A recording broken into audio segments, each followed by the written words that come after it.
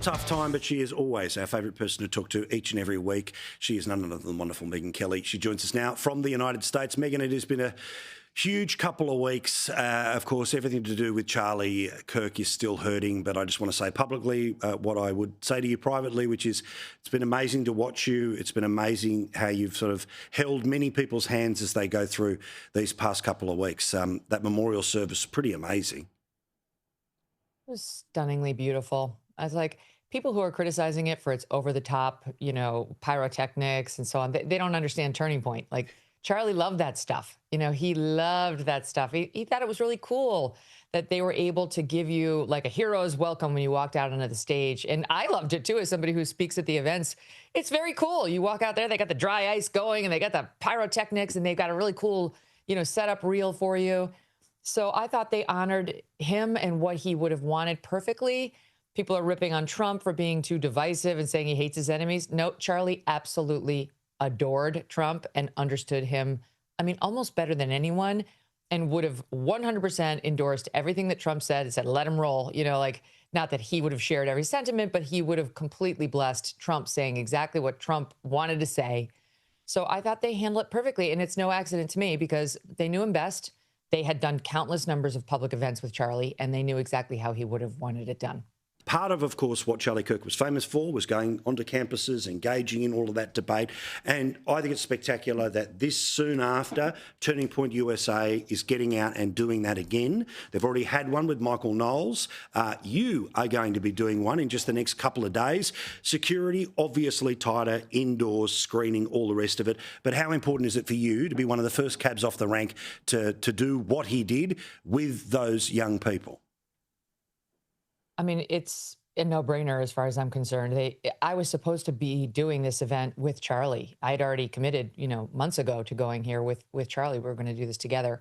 So, I owe it to him to show up, and I will show up. And, it's not the case that my husband had no concerns. I'll say that, he definitely was like, what exactly is going to be done? What are the safety precautions that are being taken and so on? But I feel comfortable with Turning Point now. They've definitely ratcheted it up. And it is indoors, which is much easier to secure. And, we've had a lifetime of these events being secure. It's only 2 weeks ago that we saw, wow, okay, it's a different story, not counting Butler, where we saw it in full Technicolor. So I think, unfortunately, we've learned these lessons repeatedly and we've learned them the hard way. But these outdoor spaces are very hard to secure. Like what I'm seeing in the wake of Charlie's death, which is yet another gift he's given us, is people, especially on the right, who have been afraid to say I'm on the right. And you have to think in particular of young people, because on college campuses, they think they're surrounded with 95% leftists and that they'll be otherized, they'll be ostracized if they say, I'm actually a conservative, are finding the nerve to say, I'm not with you. I totally disagree with you on all of these dicey fundamental issues. I'm with Charlie. They use the term at Charlie's memorial service, one of the speakers, Charlie's Army. And I really love that. Charlie's Army is out there in full force with their words. That's their weapon. And they're no longer afraid to use it. To me, it's such a thing of beauty. And it's such a perfectly fitting way to honor Charlie. It's that plus the renewal of faith. He would be so proud. Now, let's get to other stuff. Kamala Harris has got a book out. Yawn. People who've read it said, look, this doesn't make any sense, in that obviously she accepts no responsibility for her own lack of action, stupidity, word salads, all the rest of it. Maybe it's a cookbook because there's as many word salads in this as we have seen on TV. Maybe that's the angle she's going for. But she sat down last night with Rachel Maddow for a very, very soft handhold through basically. So tell me the stuff we pre-agreed on. I'm not going to push you on anything, and even kind of let her get away with this stupidity that America's not ready for a gay vice president. And, of course, Rachel Maddow, a gay woman herself.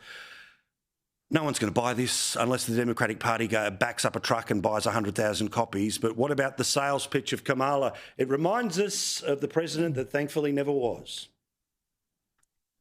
Whoa, whoa, whoa, with the negativity around this book, Paul. This is like, slow your roll. We love this book.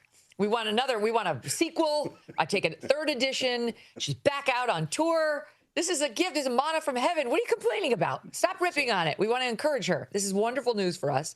We get to see her out in action again, listen to all of her profundities. And I think it's amazing. I love how she thought it would be a good idea to open up, the howitzer on her fellow Democrats. And now finally, we are getting the thing that we deserve, which is the Biden team coming out and telling us the truth about Kamala Harris. This is so sweet. This is the nicest things the Democrats have done for us since the terrible news of 2 weeks ago.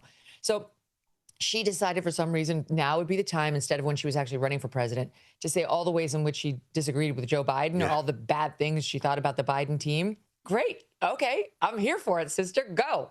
I believe every word, by the way.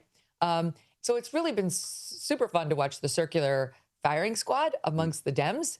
Usually they're a little better about holding their discipline on that. It's usually the Republicans who do all the infighting. So I'm thrilled to see it. And I really can't wait until her next appearance. I can't wait to hear what she has to say next. Yeah, look at that smile. Look at the pearly whites. The lady's happy that this is happening. Yeah, that particular moment, which is worth checking out for everyone, but it is when she obviously is sitting opposite Rachel Maddow, again, proud, out, gay woman.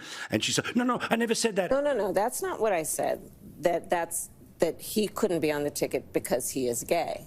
My point, as I write in the book, is that I was clear that in 107 days, in one of the most hotly contested elections for president of the United States, against someone like Donald Trump, who knows no floor,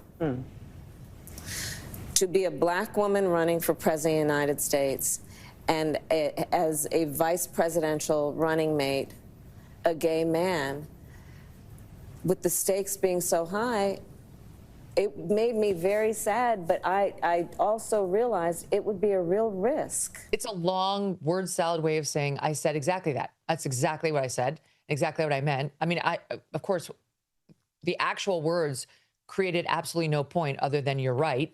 But in classic Kamala way, she had to throw 200 words at you're right, because what she wanted to communicate was you're wrong.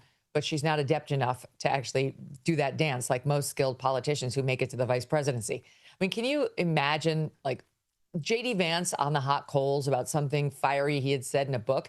He would be fine. He would handle it so deftly, you'd be impressed, even if you weren't his fan, on how he got through it. She's exactly the opposite, which is why she's so fun.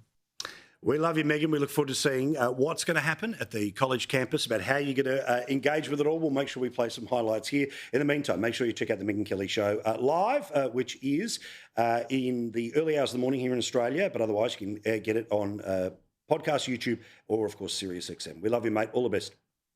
Great to see you, Paul. See you next week.